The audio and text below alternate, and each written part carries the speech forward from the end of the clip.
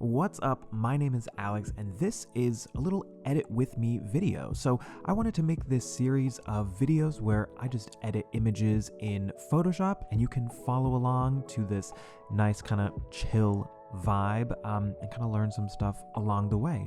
So I'm gonna go ahead and get started. Now with this close-up beauty image, I'm gonna start with just a little bit of retouching. So I'm gonna create a new layer. And I like to start with the healing brush tool. That's keyboard shortcut J.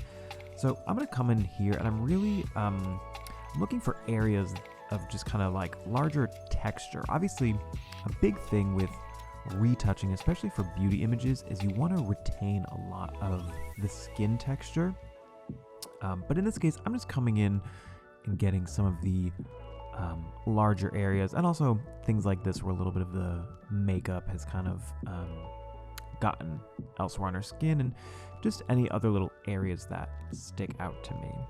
Now, I love to use keyboard shortcuts, and one of the ones I use really frequently is I've remapped the keys in order to increase and decrease the brush size to the letters Q and W on my keyboard. I find that a lot easier to use them. I think they're originally mapped to like the bracket keys, the open and closed kind of bracket. And this just makes it a little bit easier, especially I'm using a mouse right now. Sometimes I use like a tablet, one of the Wacom tablets when I'm retouching, but today I'm just using a mouse. And so it kind of puts my hands in a more comfortable position. And if you don't know how to do that, if you go to Edit, all the way down to Keyboard Shortcuts, you're gonna have to go into Tools, Shortcuts for Tools, and then scroll all the way down here, boom, increase and decrease brush size right here. Now, it does overwrite some existing keyboard shortcuts, but I have never really used whatever I'm overwriting, so just keep that in mind. If there are tools that you do use, that it'll overwrite those keyboard shortcuts. But for now, it hasn't been an issue for me. So I'm just coming in here and again, kind of getting some of these areas of kind of high contrast texture. So you'll see I'm getting these areas that have like a bright highlight right next to kind of a darker shadow. And again, I'm trying to keep the overall skin texture in mind.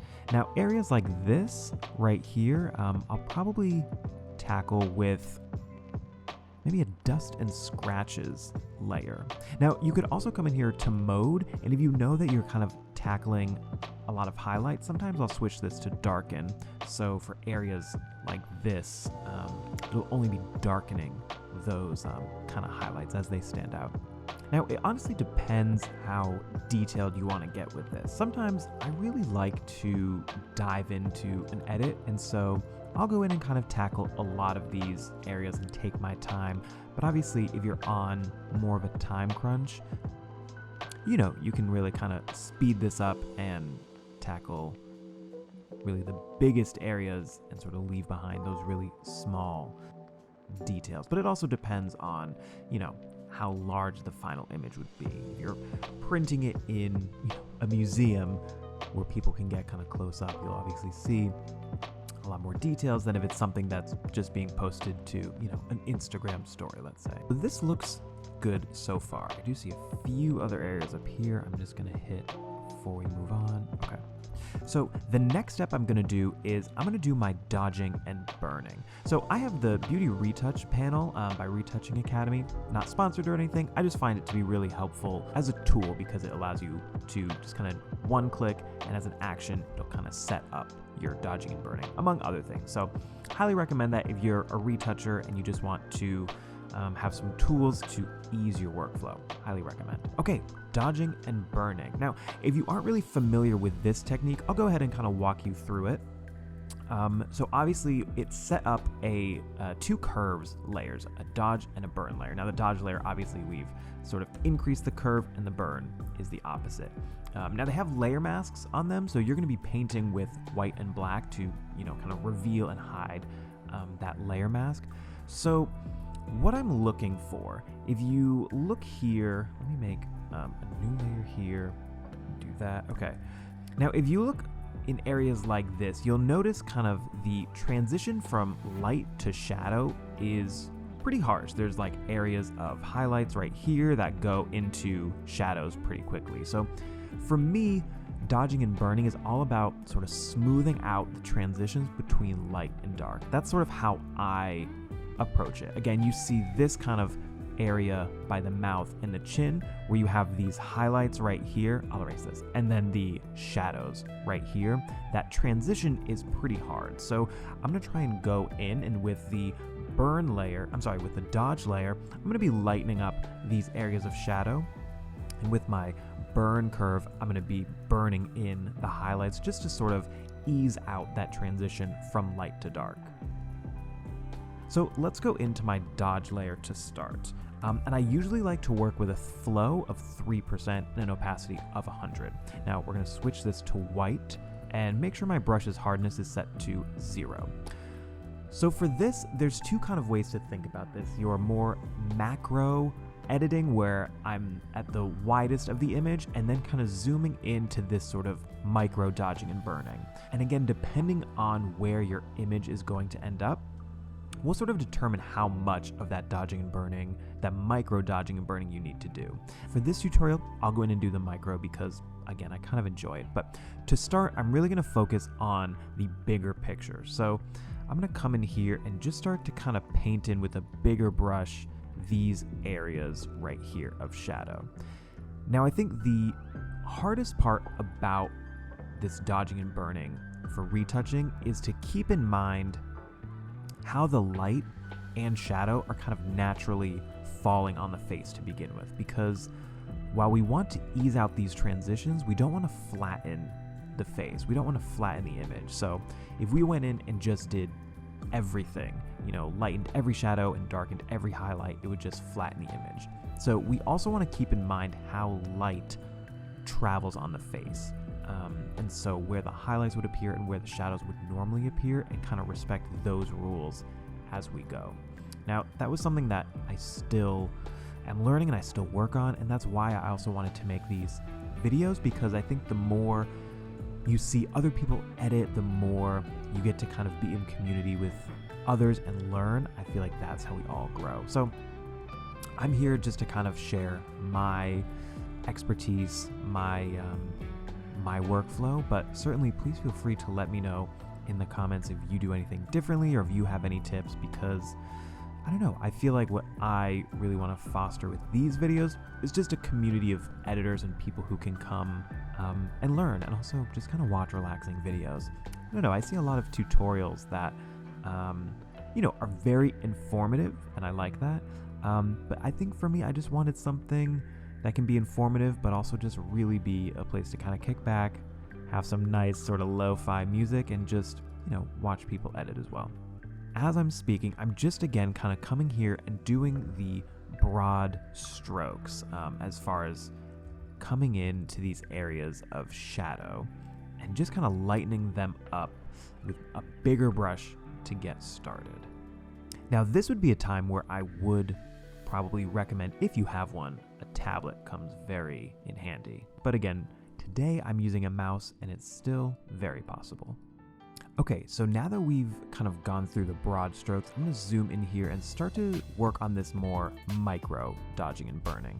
So in order to do that, in this visual aid layer, I'm going to come in here and just kind of bring down the contrast. So it helps to work in black and white because we're really just working with light and shadow. We're not thinking about color at this point. We're going to have to address the color later on. So I'm just going to add a bit more contrast, and that will help me see these areas of light and dark a little bit better. So now on my burn layer, I'm just going to come in here and start to burn in these areas of highlights. And this is something where, you could spend 15 minutes on this, or you could spend an hour on this. It sort of depends on the final output of everything. Now, I'm also using the keyboard shortcut R to rotate my canvas. That kind of helps, again, especially if you're using a tablet or a mouse. Well, I guess those are the only two options. It just sort of helps to rotate the canvas so that I find it easier to paint left and right versus up and down. So as I rotate the canvas, it just helps me kind of keep the same motion with my hand and not have to sort of go up, down, left, right, up, down, left, right. Now, it is helpful to, again, zoom out every now and again just to kind of keep track of what you're doing and then see the bigger picture of these sort of micro edits that you're making, because it can feel like you're tackling a thing for a long time, and it's good to just zoom out every now and again to see where it fits in the grander scheme of things. Now, if you're curious why I decided not to use my tablet today, it's because I'm actually on a smaller desk, so I can't fit my tablet on this desk. So otherwise, I would normally be using a tablet when I do this. I do find it a lot easier, but again, the fact that I'm doing it with my mouse today, I think also just shows that you really don't need to have a tablet. It's one of those things that I think, is just a tool that can make it a little bit easier if this is something you do pretty frequently. But if it's not something you're doing all the time or in great detail, I think a mouse is certainly fine. So this is something that I love to do with headphones on and just listen to a great playlist or whatever music you're into. I feel like it's very easy to just kind of get lost in it and escape from whatever's going on in your life. Now, a good tip I will say is I like to every now and again just zoom out to 100% and kind of toggle this layer on and off to start to see what you're doing and how it's fitting into the bigger picture of everything. And also see if there's any areas that you want to move on to next. And I'm not gonna lie, I've been very guilty of, because it's so subtle, having my brush on black and starting to paint on a layer mask and just, thinking to myself like, okay, I guess it's very subtle, these changes, and not realizing that I haven't been painting at all. So just a good tip to keep in mind is make sure you are painting with a white paintbrush and revealing that layer mask, because the changes can be so subtle that you may think you're doing something, but in fact, it's not doing anything at all.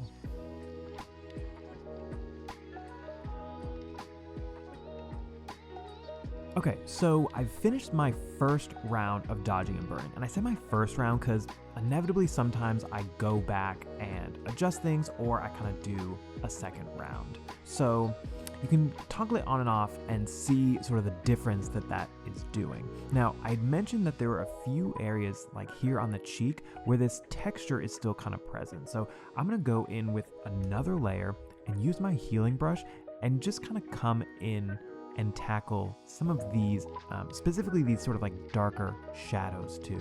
And like I said, I'll probably do this and then knock back the opacity a little bit so it's not at 100%. So we still keep that texture, but it's not as prevalent as it is here.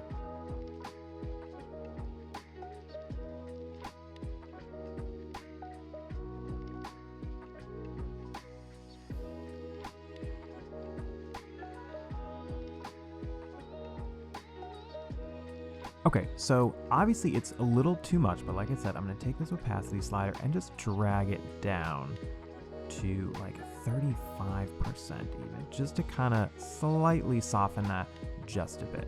So this is where we're at right now, and it's starting to look pretty good. Okay, now a few other things I see here, I just want to tackle some of these highlights in the hair that I missed earlier. And I'm just using the healing brush tool to do that as well. And the reason I'm doing this is just because they caught my eye and were a little distracting. So I just wanted to take them out. And I'm also just going to remove this finger. It's not really doing anything for me in the image, so I'm just gonna get rid of it. I'm gonna press Shift Delete to fill that with what looks like black, but I can also do content aware just in case that background, it's a new layer, so I can't do that. So I'm just gonna take my brush tool and just kind of paint that in. And I use the Option key just to sample whatever color that is. So now that's gone.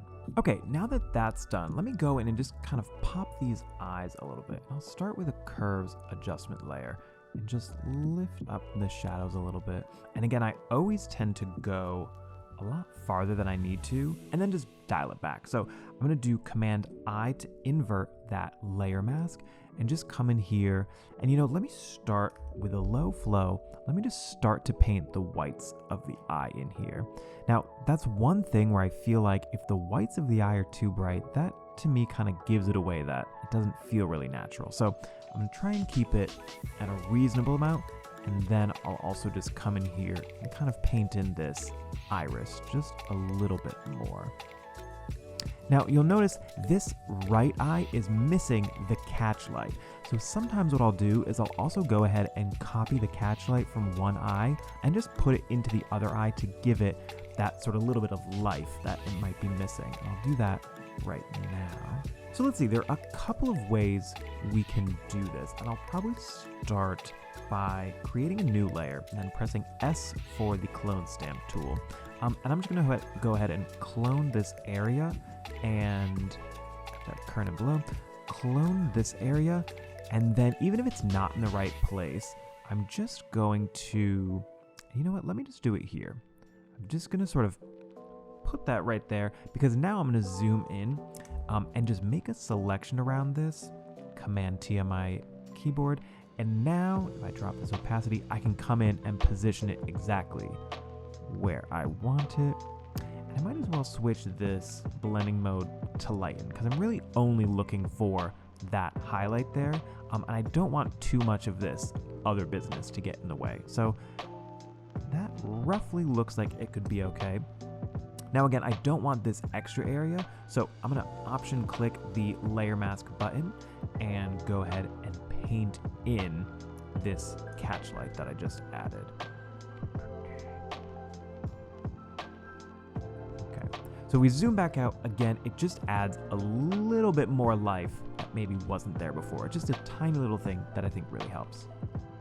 Now I'm also gonna come in and just address these highlights on the eye. Now, I know it's probably just a little bit of makeup or glitter that's happening there, but I'm gonna take it out and just see what it looks like. And I can toggle that layer on and off, so if I decide to change my mind, I can always bring it back. That's the benefit of working non-destructively. Is that if you change your mind about something, you can always go back, and it's fun to experiment that way. That's also how you learn and how you grow, because I think a lot of retouching too, especially if you're just starting out, you want to kind of do a bunch of things, see what works, see what doesn't work. And I know for me, even I've been doing this for a long time, I know that I tend to kind of overdo it. So I will do my retouching, and then I know I always have to kind of like dial the layers back in opacity. I've gotten a little bit better about that, but certainly I don't think there's anything wrong with doing all of your retouching and then having to just kind of go back and dial it back if it's feeling like too much. Okay, so again, just sort of taking those highlights, those tiny white little dots out. And again, the reason I wanted to do that is because from afar, they were just really catching my eye. So I wanted to see what it looked like without them. And I do feel like it just makes it a little bit neater. So I'm gonna take those out, and I see just a few more I wanna do here. Okay, so the next step I'm gonna move on to is just sort of adding my contrast in and doing my color correction. So I'm gonna zoom out even a little bit more here. And what I like to start with, now I really love this technique, but it is something that starts to become destructive because you're gonna flatten the layer. So I don't 100% love that, but I do want to show it to you because I think it gives a really cool effect. So I'm going to do Command Shift Option E on my keyboard to just make a flattened copy of everything. Now what I do want to do is right click this and convert it to a smart object. And that's because I'm going to apply a filter to it, and if I ever want to kind of go back and change the values, because it's a smart object, it'll allow me to do that. So in a sense, it is destructive in a way that it's sort of creating a flattened layer. So if we want to go back in time, we have to undo this step completely. But at least if we have this as a smart object, we can kind of do it in steps where we can reapply this effect. And it makes it a little bit more complicated, but I do want to show you this effect to kind of add a good kind of fun contrasty look. So that is step one. Step two is I'm going to add a new adjustment layer, black and white. Now, I don't know if this is something that a lot of people know or people do. I love to add contrast using a black and white layer that I switch to soft light. There's something about the look that I feel really just kind of, I don't know, gives it a certain texture to the contrast that I really like. Obviously, this is a little too much. So let's go to this duplicate layer, and I'm going to go to Image, Adjustments, Shadow Highlights. And again, this is also a little too much, but in this dialog, I'm gonna just play around with this shadow amount and the tone just to kind of get an effect here that I really like. And again, I can already see with my eye this feels too much, but it's okay because I'm gonna go in and group these two layers together and just dial the opacity back. Now you can play with the radius. I tend to keep it around 30, but it's fun to play with it and see kind of how it changes the look of the image. And in fact, 120 kind of looked interesting, so I might do that as well. But this is just kind of one of those areas where you can play around and see what starts to look good.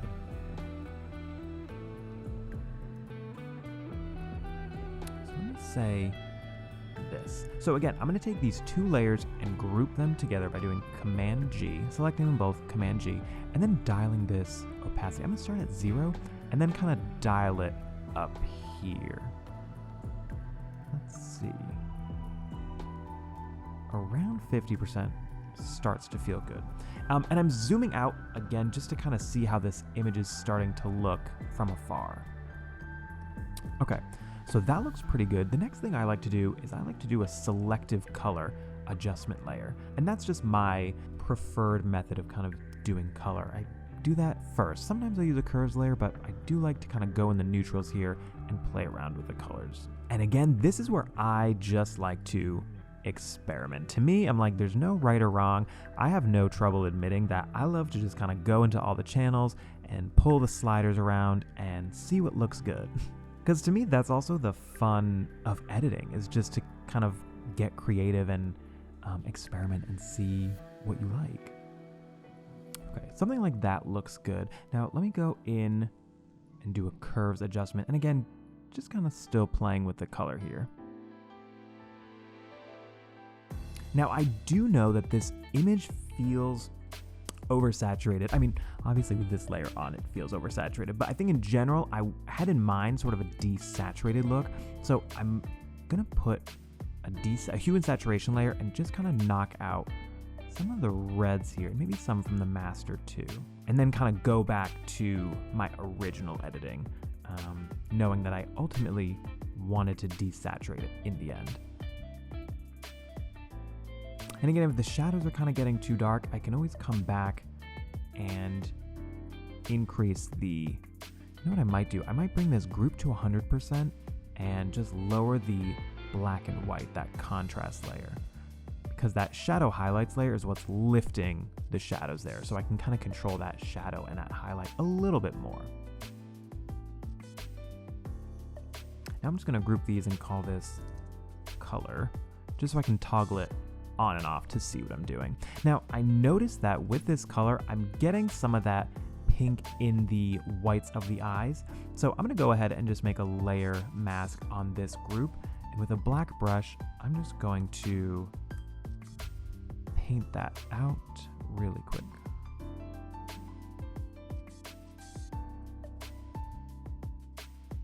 Now let's see, I might even go and make another curves adjustment and just bring those eyes out a little bit more.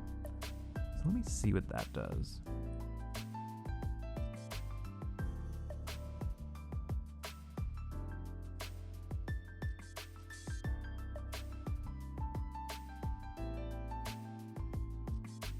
Just to give a bit more light into the eye.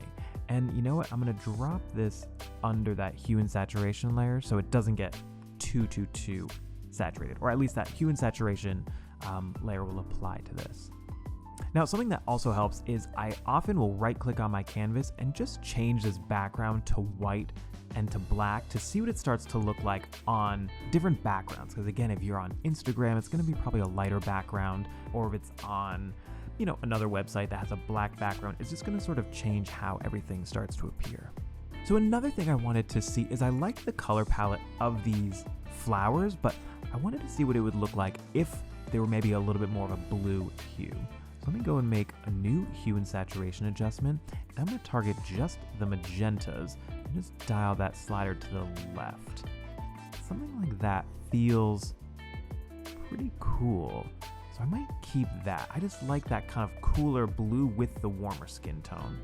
Now, there are a few other things that the Beauty Retouch panel has that I like, and one of them is going to be anti-pink, which just kind of knocks out some of that magenta tone in the skin. So by default, it comes in at 60%. I'm gonna lower that down to maybe 45. And there's also one called Glowing Skin, which also just really kind of pops the highlight. So it gives it to you with a black layer mask, and we just have to come in here, and with a flow of 20, I'm just going to paint that into the highlights. I'll just toggle that on and off just to give it a little bit of a bump right there. And I still see this area, the white of the eye looks a little kind of messy there. So I'm gonna go ahead and just use this Magic Eyes layer, and it'll allow you to paint that out and just kind of clean it up.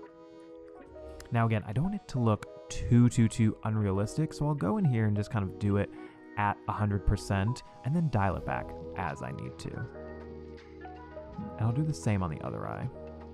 So I'll zoom out and it looks way too much. But if I come in here and just take this group and bring the opacity down, 35%, just cleans it up just a little bit there. Okay, and the last step I'm gonna do is I just wanna add some grain to this image to kind of fill in some of these areas that don't have texture, just to kind of bring it all together. So I'm gonna go ahead and make a new layer, and I'm gonna press Shift D on my keyboard and fill it with 50% gray. I'm gonna zoom out a little bit here. I'll go into Filter, Noise, Add Noise. I just keep the defaults, click OK. And I'm gonna set this mode to Overlay to start. Now there are a couple different modes that you can use, and they all change the grain. So I kind of like to cycle between them, and I'm just doing Shift and the plus and minus keys on my keyboard to kind of toggle through those different modes. But one thing I will do is zoom out and just kind of increase the size of that grain layer, because the bigger it is, it'll start to match the existing texture on the skin.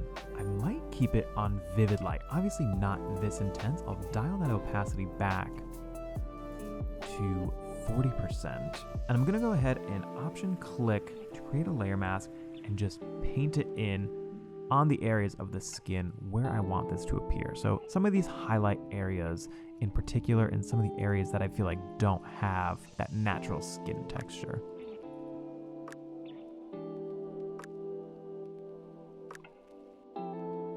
Okay, and there we have it. I think this looks pretty good for the final image. So I want to thank you very much for watching this video. And yeah, I feel like I'm going to make some more of these and just show you my editing process. And if it's something that you like, feel free to subscribe and follow along. And yeah, if you have any comments or thoughts, feel free to drop them in the comment section, because I feel like I want to build a community of people who can just, you know, watch each other, edit and learn different techniques and yeah, workflows. So please feel free to get involved with these videos, and I look forward to making some more. Thanks for watching.